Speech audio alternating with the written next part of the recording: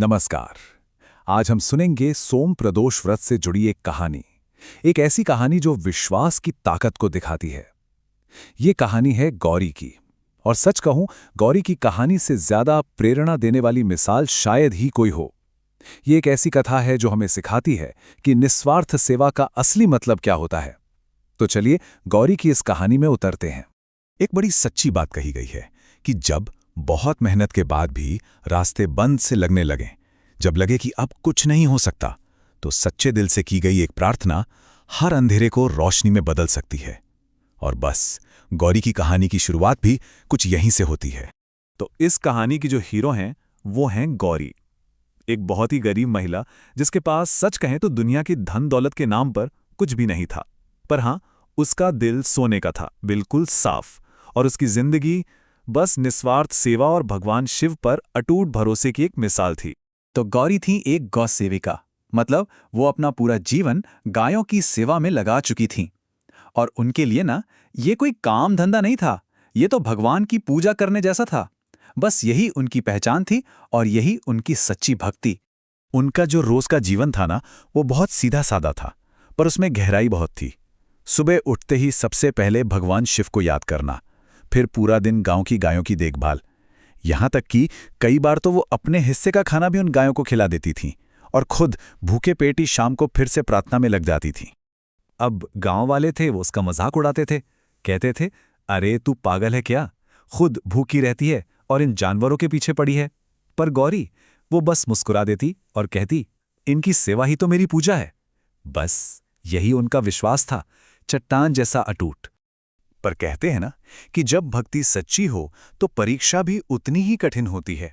और अब गौरी के सीधे साधे जीवन में एक ऐसा मुश्किल दौर आने वाला था जहां उसके विश्वास को, उसकी आस्था को हर कदम पर परखा जाना था।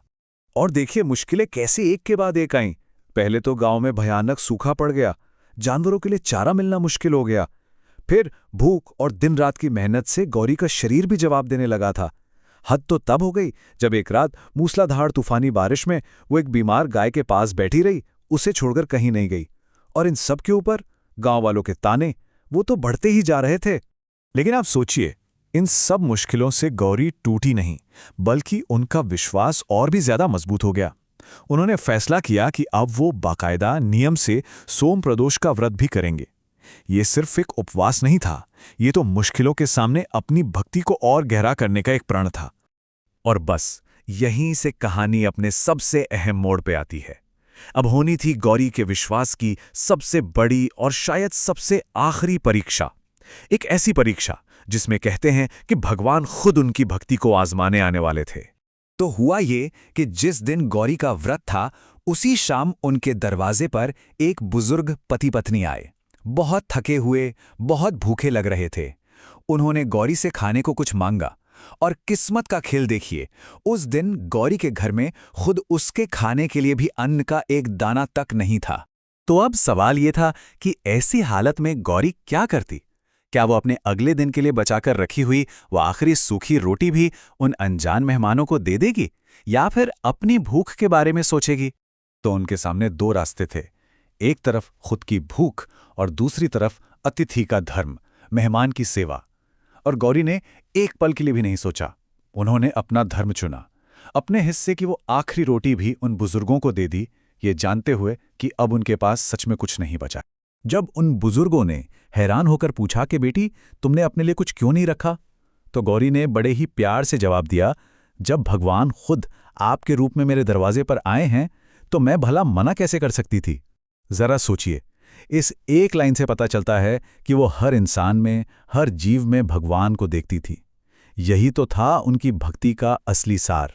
अब इतने बड़े त्याग और इतने अटूट विश्वास का फल वो तो मिलना ही था। और अब कहानी उस मोड़ पर आती है जो सबसे ज्यादा भावुक है, जहां गौरी को अपनी भक्ति का वो इनाम मिलने वाला था जिसकी उन्होंने कभी कल्पना भी नहीं की होगी। तो अपनी आखिरी रोटी भी दान करने के बाद उस रात जब गौरी भूखे पेट सोईं तो उन्हें एक सपना आया। पर ये कोई ऐसा वैसा सपना नहीं था, ये तो एक दिव्य दर्शन था। उस सपने में गौरी ने देखा कि वही बुजुर्ग जोड़ा एक तेज रोशनी के साथ अपने असली रूप में आ गया है। अरे, वो तो खुद भगवान शिव और माता पार्वती थे। उन्होंने गौरी की निस्वार्थ सेवा की बहुत तारीफ की और कहा, गौरी, तुम्हारी परीक्षा पूरी हुई। आज से तुम्हारे जीवन के सारे दुख, सारे कष्ट खत्म। और उस सपने के बाद गौरी की जिंदगी सच में बदल गई। अब देखते हैं कि उस एक आशीर्वाद ने उनकी दुनिया को कैसे बिल्कुल ही पलट कर रख दिया और उन्हें अपनी भक्ति का क्या फल मिला। अगली सुबह जब वो उठी तो मानो चमत्कार हो गया। जहां कल तक गरीबी और भूख थी, वहां आज अन्न के भंडार थे। जो गायें बीमार थीं वो एकदम ठीक हो गईं। और सबसे बड़ी बात, जो लोग कल तक उनका मजाक उड़ाते थे, आज वही लोग इज्जत से सर झुका रहे थे। जिंदगी 180 डिग्री बदल चुकी थी। पर सबसे कमाल की बात जानते हैं क्या थी? इतना सब कुछ मिल जाने के बाद भी गौरी जरा भी नहीं बदली। उनका स्वभाव वैसा का वैसा ही रहा, उतनी ही विनम्र, उतनी ही सेवा करने वाली। बल्कि अब तो वो अपनी दौलत से और भी ज्यादा सेवा करती थीं। और जब भी कोई उनकी तारीफ करता तो उनका जवाब बस एक ही होता, ये सब मेरा नहीं, ये तो भोलेनाथ की कृपा है। उन्होंने कभी भी इसका श्रेय खुद को नहीं लिया। हमेशा यही माना कि ये सब भगवान का दिया हुआ है।